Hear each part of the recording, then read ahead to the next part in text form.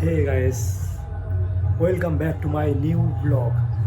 আজকে তোমাদের এমন একটা জায়গায় নিয়ে যাব যেখানে না কোনো টিভি চ্যানেলে সেটা দেখেছো জায়গাটা ব্যাপারে, বা না কোনো ইউটিউবে ভিডিও পাবে সেই জায়গাটা সম্বন্ধে। সো চলো সবার আগে তোমাদের সেই জায়গাটা নিয়ে যাই, নিয়ে গিয়ে লোকেশনটার বিস্তারিত সেখানে বলে দেবো আর দেখাবো কী হচ্ছে সেখানে। তো চলো। সো নমস্কার বন্ধুরা, আমাদের আজকের ব্লগের মেন স্থানে চলে এসেছি। এটা হচ্ছে মা শীতলার মন্দির। অনেকেই হয়তো মূর্তি দেখে বুঝতে পারছে যে এটা মা শীতলার মূর্তি, যেখানে দেখতে পাচ্ছ যে সকাল থেকে পুজো দেওয়ার জন্য দর্শনার্থীদের ভিড় জমে গেছে। আর হচ্ছে যাদের মানসিক আছে মায়ের কাছে, তারাও চলে এসছে। সো চলো তার আগে একটা জায়গায় যাবো, এটা হচ্ছে কেষ্টপুর বড়বাড়ি মন্দির। এখান থেকে মায়ের পুজো দেওয়ার জন্য যে ডালাটা সাজিয়ে নিয়ে যাওয়া হয়, সেই ডালাটাই তোমাদের দেখাবো। এখানে দেখতে পাচ্ছ যে পুরোটা সাজানো হয়নি, এখানে একটু অন্যরকমভাবে ডালাটা সাজিয়ে নিয়ে যাওয়া হয়, যেটা হয়তো এর আগে তোমরা কোনোদিন দেখোনি। সো চলো আগে তোমরা এখান থেকে দেখতে পাবে। তার আগে আমি এক দাদা ভাইয়ের সাথে কথা বলিয়ে দেবো কীভাবে তারা এভাবে নিয়ে যায় পুজোর ডালাটা সাজিয়ে।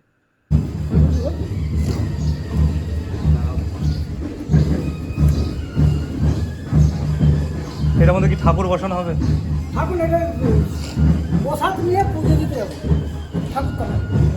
প্রসাদ নিয়ে পুজো নিয়ে যেতে। হ্যাঁ হ্যাঁ।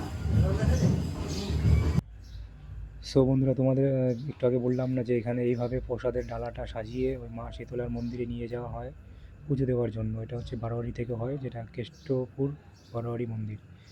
সো এখানে দেখতে পাচ্ছ কি সুন্দরভাবে আমাদের জাতীয় পতাকা দিয়ে। সো আমরা এখন কিন্তু চলে এসেছি আমাদের মেলা প্রাঙ্গণের পেছনের দিকটা থেকে। আমি ঢুকেছি, এন্ট্রি করেছি।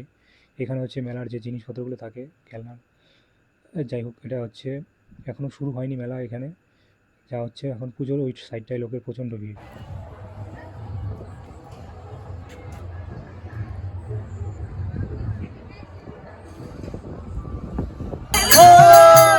সো বন্ধুরা, আমি কিন্তু চলে এসেছি আমাদের মেলার মূল জায়গায়, যেখান দিয়ে দর্শনার্থীরা যাচ্ছে প্রসাদের ডালা সাজিয়ে আমাদের মা শীতলার মন্দিরে পুজো দিতে। এখানে সামনেই দেখতে পাচ্ছ যে এখানে বলি দেওয়া হয়েছে, যে পশুগুলো মায়ের কাছে মানসিক করা ছিল, পাঁঠাগুলো, সেগুলোই বলি দেওয়া হয়েছে।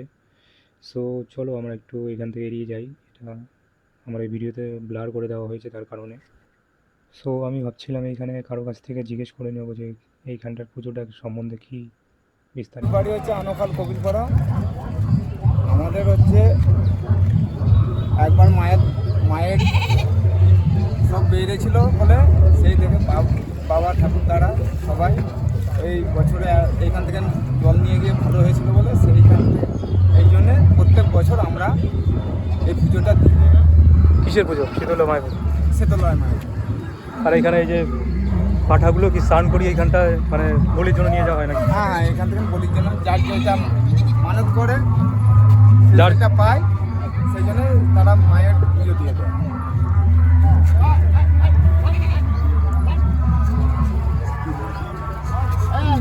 এখানে হয়েছে ম্যাক্সিমাম 40 বছর ধরে আগে। এই পুজোটা 40 বছর ধরে হচ্ছে এখানে। হ্যাঁ, 40 বছর ধরে আসা হচ্ছে। ও, প্রত্যেক বছর একটা করে মায়ের কাছে পুজো দেওয়া হয়।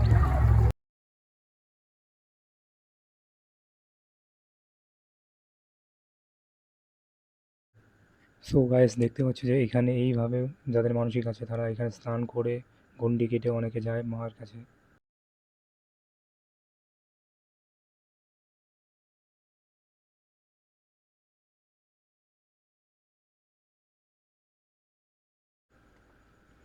সো গাইস, আমরা কিন্তু আবার যাচ্ছি মা শীতলার মন্দিরের ওই দিকটা পুরোটা দর্শন করতে। এখানে দেখতে পাচ্ছ যে লাইন এখান থেকে শুরু হয়েছে ওই অতটা দূর পর্যন্ত। আর এখানে আশেপাশে পুজোর থালির জন্য যে প্রসাদটা থাকে এখানে থেকে সবাই নিয়ে যেতে পারে, বা কেউ কেউ বাড়ি থেকেও নিয়ে আসে নিজেদের মতো সাজিয়ে।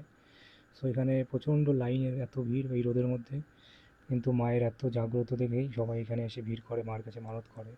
সো তুমি চাইলে আসতে পারো। এখানে ঠিকানাটা হচ্ছে পূর্ব বর্ধমান কালনা 1 নম্বর ধাত্রীগ্রামের রোডে। এটা হচ্ছে সারগুড়িয়া মেলা বলা হয়। সো চাইলে তুমি আসতে পারো নেক্সট ইয়ারে। এটা এখানে হচ্ছে পুজোটা হয় তোমার বৈশাখ মাসে, যে বুদ্ধ পূর্ণিমাটা পড়ে লাস্টের দিকে বাংলায়, আর হচ্ছে ইংরেজির হচ্ছে এপ্রিল মাসের শুরুর দিকে এটা হয়।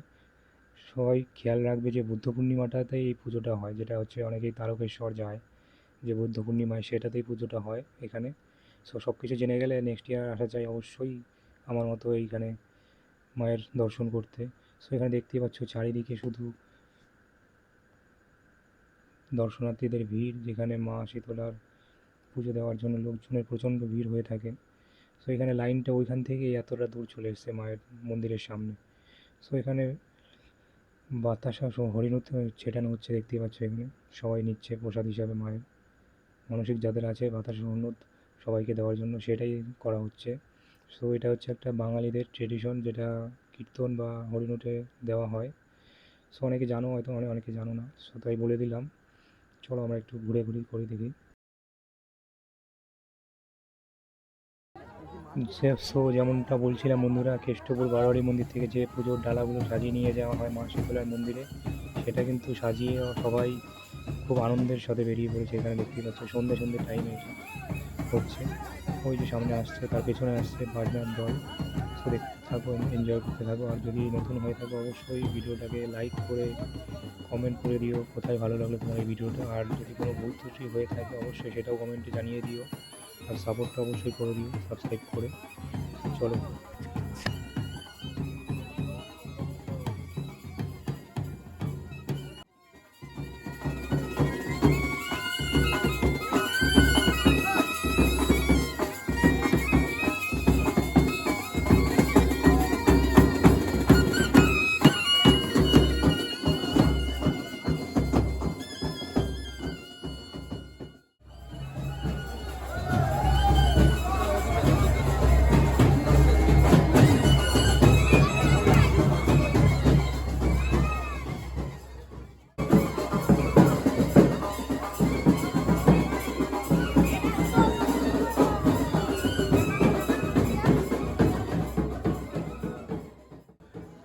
সো বন্ধুরা দেখতেই পাচ্ছ সন্ধ্যার মুহূর্তে এখানে কিন্তু আরও জমজমাট হয়ে গেছে বেশি। যেগুলো আসছিল দেখছিলে সেইগুলো কিন্তু চলে এসছে প্রসাদের ডালিটা।